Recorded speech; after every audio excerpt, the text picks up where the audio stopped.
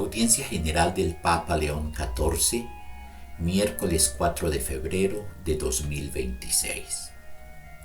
Los documentos del Concilio Vaticano II, Constitución Dogmática Dei Verbum, la Sagrada Escritura, Palabra de Dios en palabras humanas.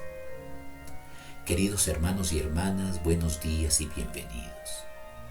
La Constitución Conciliar Dei Verbum, sobre la cual estamos reflexionando en estas semanas, indica en la Sagrada Escritura, leída en la tradición viva de la Iglesia, un espacio privilegiado de encuentro en el que Dios sigue hablando a los hombres y a las mujeres de todos los tiempos, para que escuchándolo puedan conocerlo y amarlo. Los textos bíblicos, sin embargo, no fueron escritos en un lenguaje celestial o sobrehumano, como también nos enseña la realidad cotidiana. De hecho, dos personas que hablan lenguas diferentes no se entienden entre ellas, no pueden entrar en diálogo, no logran establecer una relación. En algunos casos, hacerse comprender por el otro es un primer acto de amor. Por esto, Dios elige hablar usando lenguajes humanos, y así diferentes autores inspirados por el Espíritu Santo han redactado los textos de la Sagrada Escritura. Como recuerda el documento conciliar, las palabras de Dios expresadas con lenguas humanas se han hecho semejantes al habla humana, como en otro tiempo el Verbo del Padre Eterno, tomada la carne de la debilidad humana, se hizo semejante a los hombres. Dei Verbum 13. Por tanto, no solo en sus contenidos, sino también en el lenguaje, la Escritura revela la condescendencia misericordiosa de Dios hacia los hombres y su deseo de hacerse cercano a ellos. A lo largo de la historia de la Iglesia, se ha estudiado la relación que se produce entre el autor divino y los autores humanos de los textos sagrados. Durante muchos siglos, muchos teólogos se han preocupado por defender la inspiración divina de la Sagrada Escritura, casi considerando a los autores humanos solo como instrumentos pasivos del Espíritu Santo.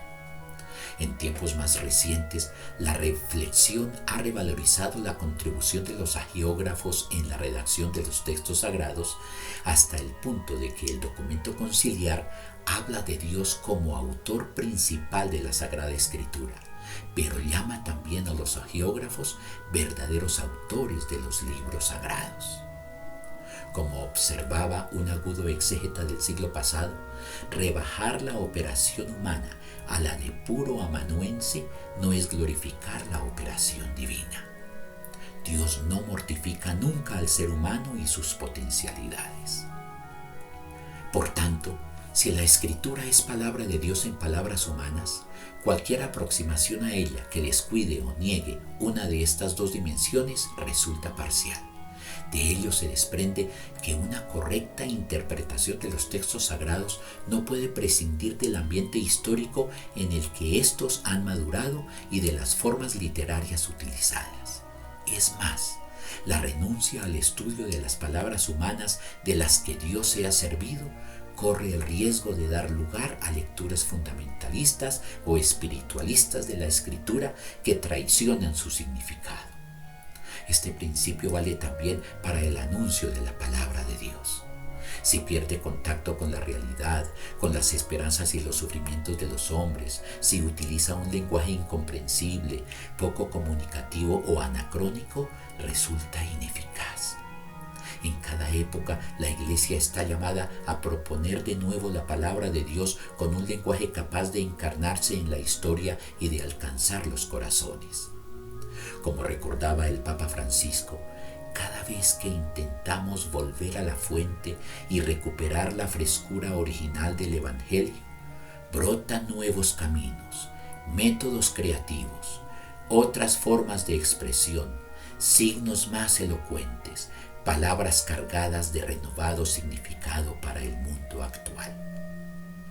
Igualmente reductiva es, por otra parte, una lectura de la Escritura que descuida su origen divino y termina entendiéndola como una mera enseñanza humana, como algo que debe estudiarse simplemente desde el punto de vista técnico o como solo un texto del pasado. Más bien, especialmente cuando se proclama en el contexto de la liturgia, la Escritura pretende hablar a los creyentes de hoy, tocar su vida presente con sus problemáticas, iluminar los pasos a seguir y las decisiones que tiene que asumir. Esto solamente es posible cuando el creyente lee e interpreta los textos sagrados bajo la guía del mismo Espíritu que los inspiró. En este sentido, la Escritura sirve para alimentar la vida y la caridad de los creyentes, como recuerda San Agustín. El que juzga haber entendido las divinas Escrituras y con esta inteligencia no edifica este doble amor de Dios y del prójimo, aún no las entendió. El origen divino de la Escritura recuerda también que el Evangelio, encomendado al testimonio de los bautizados, incluso abrazando todas las dimensiones de la vida y de la realidad, las trasciende. Esto no se puede reducir a mero mensaje filantrópico o social, sino que es anuncio alegre de la vida plena y eterna que Dios nos ha donado en Jesús. Queridos hermanos y hermanas, demos gracias al Señor porque en su bondad no permite que en nuestras vidas falte el alimento esencial de su palabra, y oremos para que nuestras palabras y más aún nuestras vidas no oscurezcan el amor de Dios que en ellas se narra.